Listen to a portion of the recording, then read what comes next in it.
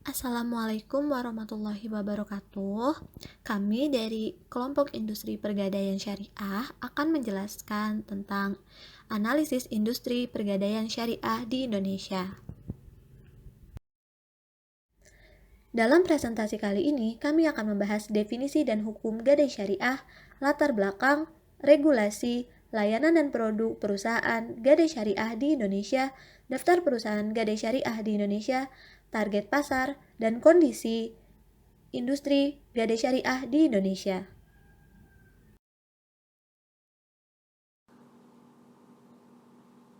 Pertama, kami akan menjelaskan definisi dari rahan atau gadai. Secara etimologi, rahan berarti al-subut atau al-habs, yang artinya tetap atau penahanan. Secara istilah syariat, rahan berarti menjadikan benda yang memiliki nilai sebagai barang jaminan hutang. Kemudian, menurut ulama mazhab Hanafi, rahan adalah menjadikan suatu barang sebagai jaminan terhadap hak piutang yang mungkin dijadikan sebagai alat bayar piutang tersebut, baik untuk keseluruhan maupun sebagian. Selain itu, masih banyak pula definisi lain dari rahan, yang tentunya masih memiliki makna yang sama. Berikut adalah latar belakang singkat mengenai rahan. Seperti yang kita ketahui, umat Islam selalu diperintahkan untuk saling tolong-menolong dengan saudaranya yang sedang kesulitan. Salah satunya dalam hal pemberian atau pinjaman. Akad rahan adalah bentuk implikasi yang telah diterapkan sejak masa Rasulullah. Dan kini, akad rahan dapat kita temukan dalam industri pergadaian syariah maupun perbankan syariah. Di Indonesia, industri gadai syariah hadir karena dorongan jumlah umat muslim yang mendominasi serta lembaga keuangan syariah yang belum mampu mewadahi rakyat secara merata karena rata-rata dimanfaatkan oleh masyarakat ekonomi menengah ke atas. Sehingga lahirlah pada tanggal 4 Januari 2003 sebuah unit layanan gadai syariah yang merupakan unit layanan dari Perum Pegadaian yang kemudian diikuti dengan berdirinya perusahaan gadai syariah lainnya. Tujuan dari didirikannya industri gadai ini tidak lain dan tidak bukan adalah untuk mendukung ekonomi kerakyatan. Salah satu landasan hukum tentang rahan adalah Surah Al-Baqarah ayat 283 yang tertera berikut ini. Ayat ini menjelaskan bahwa seorang muslim diperbolehkan bermuamalah secara non-tunai, sekalipun dalam keadaan di tengah perjalanan dan tidak memungkinkan atas adanya saksi. Maka sebagai gantinya, barang tanggungan dijadikan jaminan atas pelunasan hutang tersebut.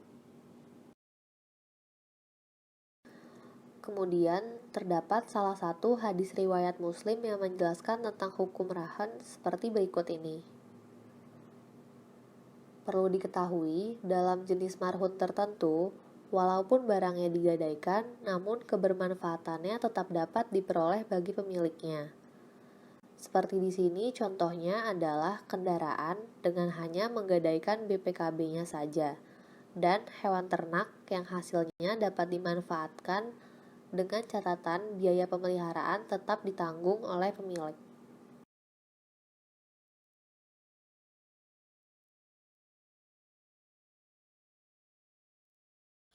Regulasi dan fatwa-fatwa perusahaan gadai syariah di Indonesia. Yang pertama adalah Peraturan Otoritas Jasa Keuangan Nomor 31 Tahun 2016 tentang Usaha Pergadaian, yang berisi poin-poin sebagai berikut, yaitu ketentuan umum, bentuk badan hukum, kepemilikan, permodalan, pendaftaran dan perizinan usaha, penyelenggaraan usaha, pelaporan, penggabungan, peleburan, pengambil alihan, pemisahan, asosiasi perusahaan pegadaian, pengawasan dan pemeriksaan, pencabutan izin usaha, sanksi, dan ketentuan peralihan.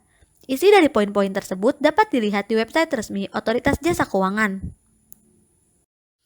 Yang kedua, Fatwa DSN MUI nomor 25 tahun 2002 tentang RAN yang menetapkan bahwa pinjaman dengan menggadaikan barang sebagai jaminan utang dalam bentuk RAN diperbolehkan dengan ketentuan-ketentuan yang disebutkan di dalamnya. Lalu yang ketiga adalah Fatwa DSN MUI nomor 26 tahun 2002 tentang RAN emas. RAN emas dibolehkan berdasarkan prinsip RAN yang dilihat pada Fatwa DSN nomor 25 tahun 2002 tentang RAN, di mana ongkos dan biaya penyimpanan barang ditanggung oleh penggadai. Ongkos sebagaimana dimaksud ayat 2 besarnya didasarkan pada pengeluaran yang nyata diperlukan, dan biaya penyimpanan barang dilakukan berdasarkan akad ijaroh. Yang terakhir adalah Fatwa DSN MUI nomor 92 tahun 2014 tentang pembiayaan yang disertai RAN atau At-Tamwil Al-Mausud bil Ar-Ron. Kamu bisa melihat fatwa-fatwa tersebut lebih lengkap di website resmi DSN MUI.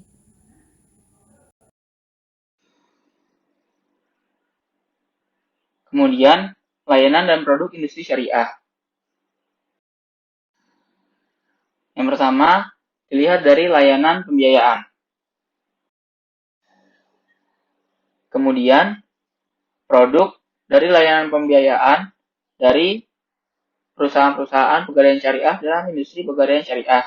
Yang pertama, dari PT Pegadaian Syariah, terdapat produk yang bernama Rum Haji, di mana produk ini hadir untuk memberikan solusi bagi muslim yang ingin melaksanakan haji, namun tidak memiliki cukup uang. Pembiayaan haji ini menggunakan sistem gadai emas. Yang kedua, Rahan Hasan.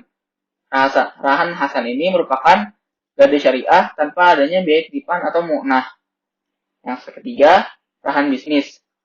Produk ini merupakan pembiayaan yang diberikan pegadaian syariah dengan menggunakan agunan atau jaminan barang berharga seperti emas, perhiasan, emas batangan, motor, mobil, laptop, dan lain-lain. Produk selanjutnya berasal dari perusahaan PT Nabasa Jaya, yaitu yang pertama ada pembiayaan gadai emas solusi tunai atau gesit.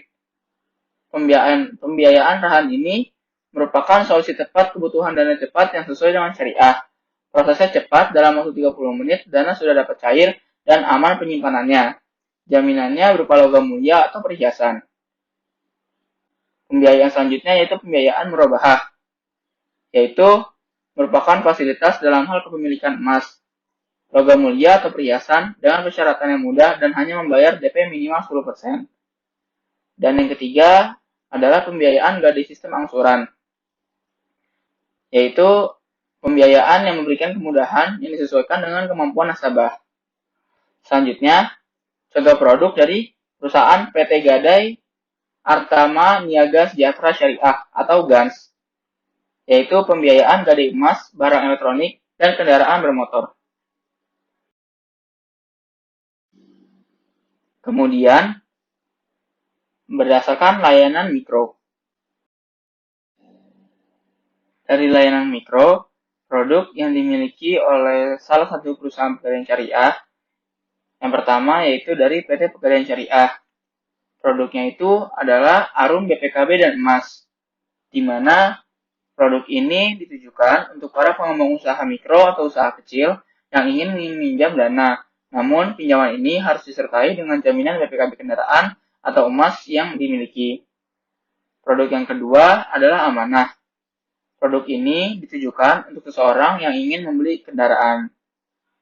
Produk yang ketiga adalah Rahan Tasjili Tanah. Produk ini merupakan produk dari Pegadaian Syariah dengan jaminan berupa sertifikat tanah atau bukti kepemilikan tanah yang ditujukan kepada pengusaha mikro dan petani. Selanjutnya, berdasarkan layanan investasi. Contoh produk yang dimiliki dari layanan investasi ini dimiliki oleh salah satu perusahaan pegadaian syariah, yaitu PT Pegadaian Syariah. Yang pertama adalah Mulia. Produk ini merupakan produk pendanaan dari Pegadaian Syariah yang ditawarkan dalam bentuk emas batangan. Investasi ini dapat dilakukan dalam jangka waktu pendek maupun panjang. Yang kedua, tabungan emas. Tabungan emas merupakan layanan pembelian dan penjualan emas dari Pegadaian Syariah dengan harga yang terjangkau. Tabungan emas dimulai dari 0,101 gram dan dapat dilakukan di seluruh cabang pegadaian di Indonesia. Dan yang terakhir, dari layanan lainnya. Contoh produk dari layanan lainnya, yang pertama, dimiliki oleh perusahaan PT Pegadaian Syariah, yaitu multi pembayaran online. Produk ini melayani pembayaran tagihan seperti listrik, telepon, pembelian tiket kereta api, dan sebagainya. Pembayaran-pembayaran ini dapat dilakukan tanpa harus memiliki rekening dan dapat dilakukan di seluruh cabang Pegadaian di Indonesia. Kemudian, contoh yang kedua yaitu dari perusahaan PT Nabasa Jaya, yaitu jasa taksiran emas berlian. Produk ini merupakan jasa layanan yang diberikan oleh PT Nabasa Jaya kepada nasabah dan masyarakat umum untuk mengetahui keaslian serta kualitas emas berlian yang dimilikinya.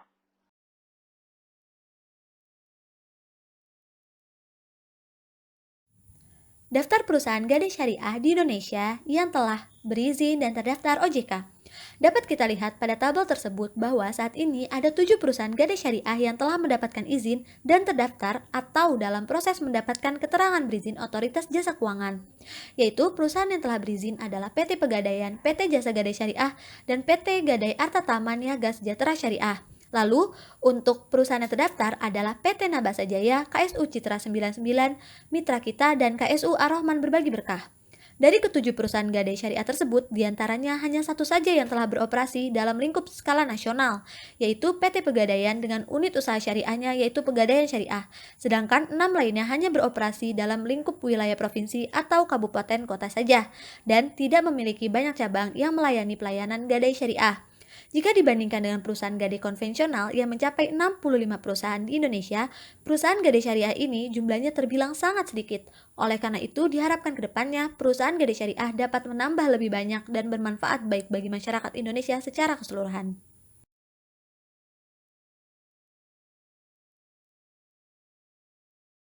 Target pasar perusahaan gadai syariah di Indonesia. Yang pertama adalah pemilik usaha mikro. Pembiayaan untuk pemilik usaha mikro atau usaha kecil disediakan oleh perusahaan gadai syariah. Hal ini dimaksudkan untuk memberikan dana kepada para pemilik usaha mikro untuk mengembangkan usahanya. Contoh beberapa produk pembiayaannya adalah Gadai Emas, Gesit, Ran Bisnis, Arum BPKB, dan Rantas Jili Tanah yang disediakan oleh beberapa perusahaan gadai syariah di Indonesia. Yang kedua adalah kaum milenial. Milenial dikenal sebagai generasi yang telah mengenal teknologi dan baik dan kini berada di kondisi umur yang telah mapan.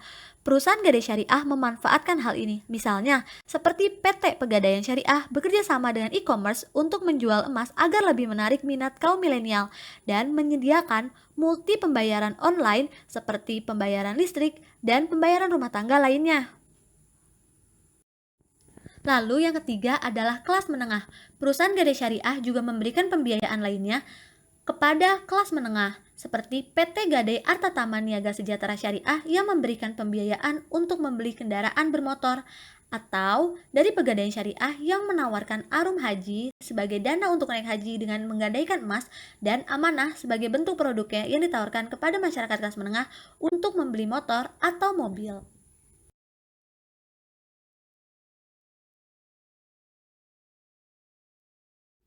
Masuk ke dalam bagian terakhir, bagaimana kondisi gadai syariah di Indonesia saat ini?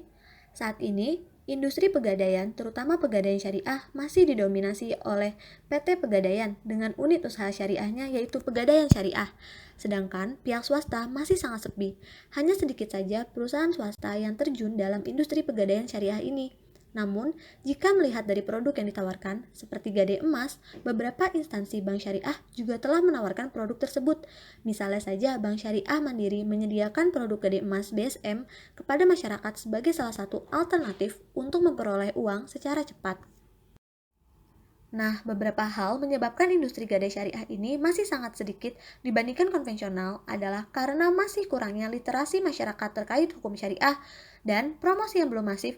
Juga bagi beberapa perusahaan swasta, mereka hanya memiliki cabang di satu provinsi, kabupaten, atau kota saja, belum mencakup nasional seperti unit usaha syariah milik Pegadaian.